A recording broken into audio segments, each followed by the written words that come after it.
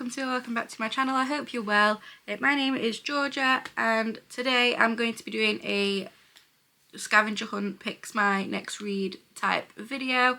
Now this wasn't my idea, I've seen so many people do this on YouTube now, but the general sort of vibe is we have 10 prompts, each prompt leads us to a new book, and then we use that book to pick the next book using another prompt. It sounds really confusing, but I promise once you start doing it, it makes a lot more sense. So I have the list of prompts on my phone. I do believe that this list of prompts is from Ellen Catherine's video. I have the prompts on my phone. Like I say, what happens is we go through the prompts, pick a book, and then the last book that we have is the one that we read together in this video. I have my questions. Sounds really complicated, but I promise once you start doing it, it makes sense. So just stick with me, trust me. A few rules, just quickly. I can't use the same book twice. So if I use it for one of the prompts, it can't be the book that I read at the end. I can't use it for more than one prompt. And I have to be as close as I can get as well. Like I say, I've seen so many people do this video now and I think it's just such a fun idea. So I just really wanted to give it a go myself. So if you enjoyed this video, don't forget to like, comment, subscribe, all that fun stuff. And as always, my social media, Amazon wishlist, Goodreads and everything is in the description bar below. And I will also put the questions in the description bar as well, just so that you guys can give this a go if you want. So let's go. So prompt number 1, choose a book with a cover that I love and then find a book with a similar cover. So I'm first going to choose a book that I love the cover of. My first thought was instantly the Powerless cover. So this is my first book and now I need to find a book with a similar cover. Now I'm not going to cheat and use the hardback because that's just cheating. So I'm going to find a book maybe with a sword or some foliage on. I've got green, I've got purple. Okay, so this was my original cover and I've gone for These Infinite Threads by Tahira Mafi. So it's got the sword, it's got the foliage, obviously it's got a different colour scheme, but the premises is the same. In my eyes anyway. I know the colours are completely different, but there's the sword, knife, whatever, foliage. That's my thought process, I'm sticking with it. So now we use this book for prompt number 2, which is turn to page 50 and find a book that has one of those words on the cover. So, page 50, I'm always really scared that I'm going to get spoilers when I do this. Like triumph, that Cameron realised the depths of his error. So that's the sentence I've got to work with. So I'm going to start with like, and I'm going to go through each word and try and find a book with the word in the cover. So it was, yeah, I don't have anything with like in. So let's go to the next word. It's like triumph, I don't have triumph either. The next word in the sentence was that, and I have got That Kind of Guy by Stephanie Archer. I read this in February. If you want to hear my thoughts on this book, I will link it in my February wrap up here. See what our next prompt is. So, that worked out quite nicely. List some of the tropes from this book and find a book with similar tropes.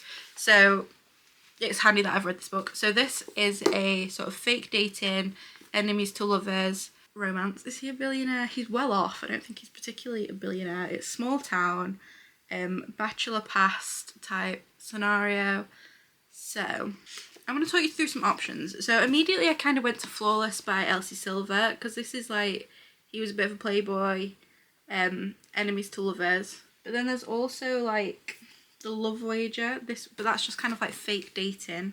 So I think I am going to go with Flawless by Elsie Silver because it's not fake dating, if I remember correctly, but it is sort of the playboy past, enemies to lovers. I guess they weren't really enemies, but they're both dislike to lovers. At the beginning of this one, she really doesn't like him. At the beginning of this one, she really doesn't like him. So Emma is playboy sort of situation. She hates him at the beginning. He's really cocky and annoying. Saving this, but it doesn't have the fake dating trope, which does make me a little bit sad, but I think this is probably the closest I'm going to get of the books that I've read and actually know the tropes of. So my next prompt is find a book with opposite tropes to your current book. This is enemies to lovers, cowboy small town type romance. So if I can find a book with a soulmates thing, maybe that sounds like a good idea, right? I'm thinking this. So this is All I Ever Needed by Emily Catlow. So this is it's another romance, but it is a soulmates one. It's always been them. They meet very briefly when the characters are really young, and then they're together for a little bit, and then he legs it, and they come back together something 7 years later. So this is definitely an It's Always Been You sort of story. So I'm gonna go for this one. Okay, prompt number 5. So this is our halfway point. Reverse the page numbers and then find a book with a similar number of pages. So, oh Jesus. So the last page with a number on it is 378, so I need to find a book with roughly 873 pages. Instantly go for some like chunky like fantasy books. So how many pages does Silver Flame have? 757, not close enough. I don't know. I'm gonna go look. So I have been looking for a very long time, and the closest I can find is probably Binding 13 by Chloe Walsh. This has, like, the last number with pages on it is 801. I do think this is the biggest book I own. 834. I take it back. I have one bigger. So this is House of Flame and Shadow by Sarah J Maas. I haven't read this. I haven't read any of the Crescent City books yet, but this is the biggest book I own. Let's just check Kingdom of Ash. Does Kingdom of Ash have more pages? Yeah, okay. So the biggest book I own of Kingdom of Ash, but this one has less pages than that and is closer to the number that I'm looking for. So we're going to go with this one. This is chunky. Big books like this just scare me. Let's have a look at my next prompt. Okay, so prompt number 6. Find a book with a similar colour scheme to your current book. So I have gold, I have black, I have orange, I have white. Close enough, right? I mean, there's the gold, the black. It's pretty much as good as I'm getting, I think. So yeah, we're going to pick fourth wing.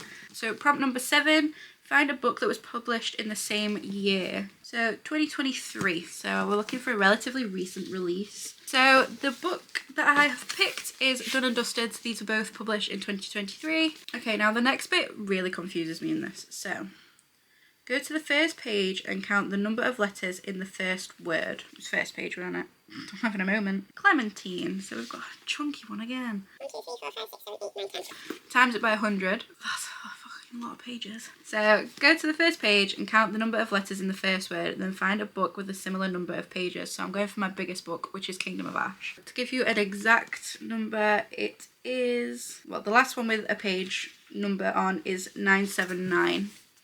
So we'll round up to 1,000 pages. Find a book with a similar number of letters as pages in the title. So this would round up to 1,000. So I'm looking for a book with 10 letters in the title. I hope that makes sense. I know it's worded really awkwardly. It took me ages to get my head around, but that's how she does it. So if a page has roughly 800 pages, you would find a book with 8 letters in the title. If a page has roughly 300 pages, you would find a book with 3 letters in the title. So I'm looking for a book with 10 letters in the title. A lot of my books have 9 letters in the title. I need 10. This is really difficult. I'm really struggling with this. 7, 8, 9 again. Fuck no. Why is it so hard to find a book with 10 letters in it? I've done it. I've found one. Right then. So a book with 10 letters. 1, 2, 3, 4, 5, 6, 7, 8, 9, 10.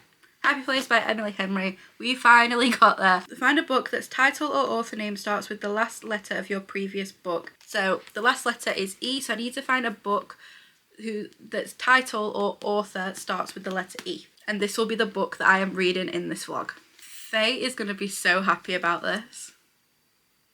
This is Bonded by Thorns by Elizabeth Helen. So E, Happy Place, E, E. Faye bought me these books for Christmas, and she's been on at me to read them for ages. So I can finally pick up the first book in the Beast of Briar series. So this is a book that I will be reading in this vlog. To tell you a little bit about the book before we start, this is a Disney retelling, or like a very loose retelling of Beauty and the Beast. So it says 1 human woman, 4 fae princes, a villain from below, and an unbreakable bond. So it's like a reverse harem type book. So I'll just read you the synopsis. 4 handsome fae princes, 1 awkward bookworm, an enchanted veil, a beastly curse to break. When her father turns up missing, Rosie goes after him and finds herself in an enchanted vale, the land of the fae. When Rosie locates her father, she discovers that he has been imprisoned, and Rosie has no choice but to make a deal with 4 fae princes to take his place. As Rosie begins to learn more about the 4 fae princes she shares a castle with, she uncovers that they have been cursed. The princes must take on the form of demonic wolves every night, and every year that passes, more of their magic fades away. If the princes can each find their mate, they will break their curse and free their realm. Rosie is determined to help them. The only problem is, the more time she spends with the princes, the more she's convinced that she's one they're all meant to be with. A spicy Beauty and the Beast retelling filled with enchanted fae, morally grey characters, a sinful hot villain, and a prince who has found her Prince Charming, all 4 of them. Okay, I'm excited. Let me just show you the enchanted veil. Like, just look at that. Is that not the most stunning map you've ever seen in a book? well, is it? It's honestly stunning. Okay, I'm really looking forward to this. So I'm going to pass you to future Georgia, who is going to be reading this book.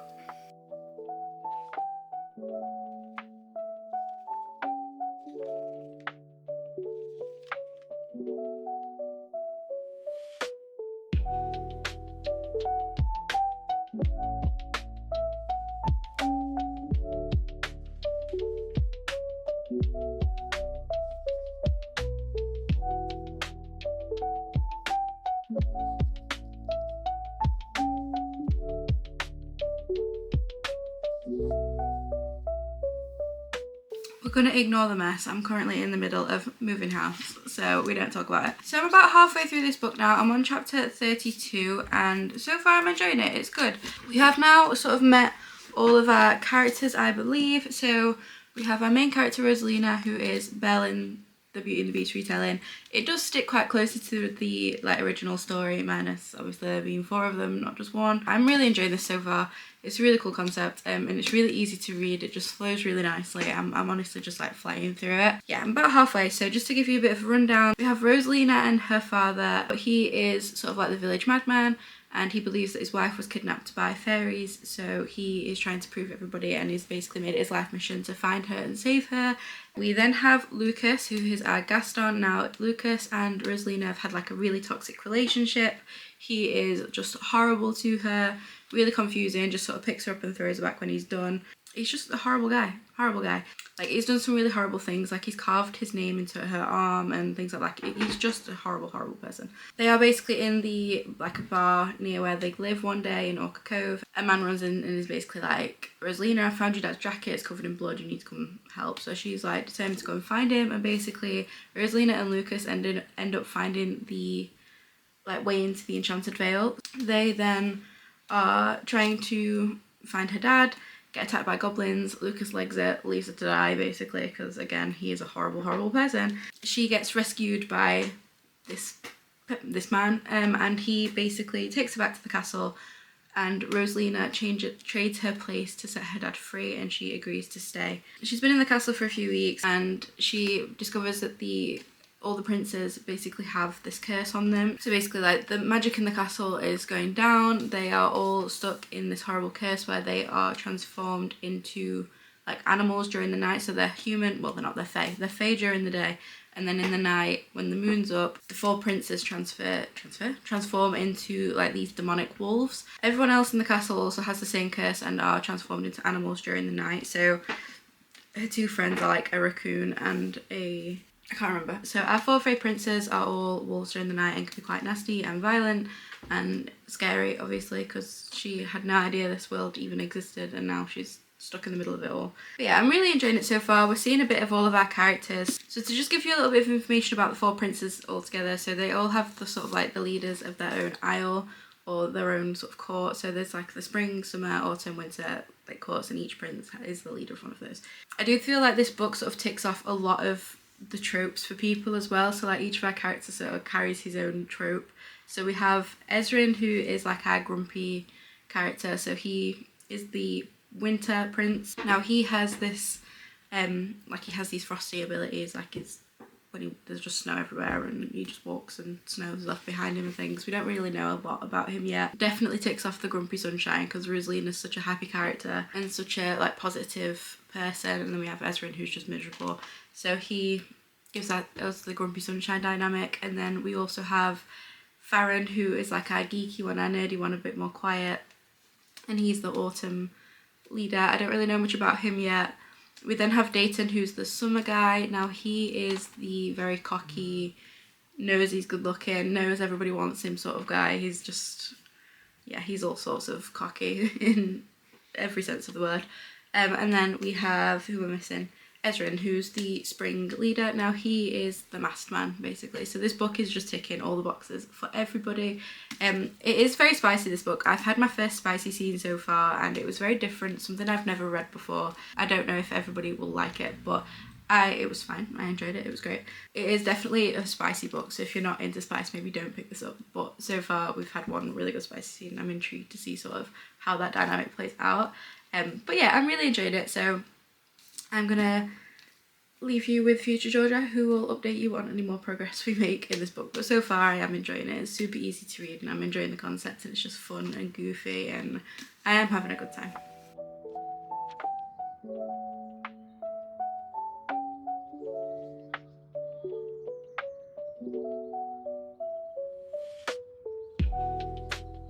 I have now finished Bonded by Thorns. Now, I enjoyed this book. It was good. I enjoyed it. Was I blown away by it? No. Am I invested in the story?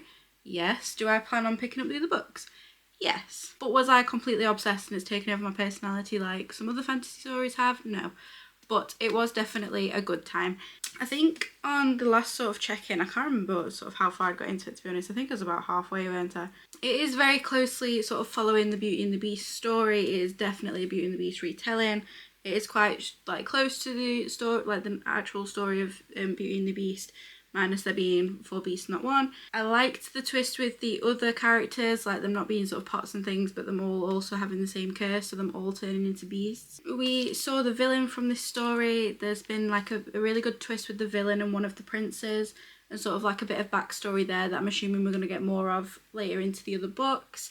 The twist at the end, I was really impressed with. I did enjoy that. That has definitely made me go, oh shit, like what's going on? I'm definitely going to continue reading the series. I did have a good time. It was a really easy read. I mean, like it looks like a big book, but the writing is quite big, so it does flow easy. The writing style is really nice. There were quite a few errors that I found in this book, but there was definitely some bits in this book and that I didn't love and like that didn't flow very well, and there were a few like sort of pacing issues now and then. But all in all, it was just a really easy, fun little read. Like I said, it didn't blow me away, but I did still enjoy the book and I do recommend it, especially if you like a spicy read. I was expecting some like big group scenes. There wasn't that. There was a few spicy scenes between 2 of the characters and one between sort of our main character Rosalina and one of the princes, but it wasn't as spicy as I was expecting. Like the spice scenes in this are spicy, but there weren't as many scenes as I sort of expected going in. I do think they get a little bit spicier as you go on. Yeah, I think I'm going to rate this book a 3.5. I did enjoy it. It was a fun time, but it wasn't like the strong fantasy sort of romance that I was expecting. But I think that was more just my expectations. But it is definitely just like a fun, quirky little read if you want something a little bit different. But yeah, I enjoyed it. I do want to read the rest of the series, but it didn't sort of blow me away like I'd kind of hoped it would. But I am looking forward to picking up the next books in the series and sort of seeing how I get on as they go on. I have been told that they get better as they go, and that each book just gets better and better and better, but equally they also just get bigger. So like especially the third book is massive. Like look at that. So I do think that we kind of have a book per prince as well, so maybe we could figure out each mate, like fated mate throughout the series. I don't know. We do have multiple POV in this book, which I don't usually love. I usually just like a dual POV, but we do have a few chapters from sort of each of the princes, but it is mainly from Rosalina's perspective, and the villain has a chapter right at the end of the book as well. 3.5 stars. I did enjoy it. I do want to read the rest of the series, but I wasn't as like blown away as I wanted to be. But it's definitely a fun, quirky little read if you want something a little bit different. It is easy reading. Just don't go in expecting like the most amazingly written book. I did really enjoy it and I'm looking forward to sort of going further on into the series. That is my scavenger hunt sort of video. I really enjoyed doing this and I do think I'll do this more in the future because it's just such a fun way to sort of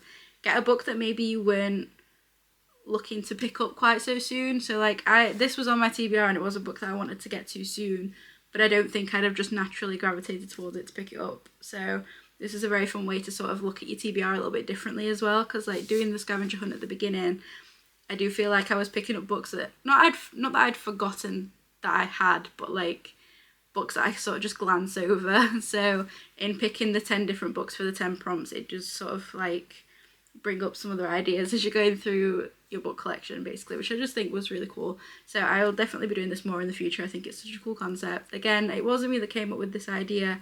I've seen it on a few different people's channels now, like Liz Palmer and Ellen Catherine, and I don't think that either of those came up with the idea either. I think sort of other people have seen it and adapted it in their own way.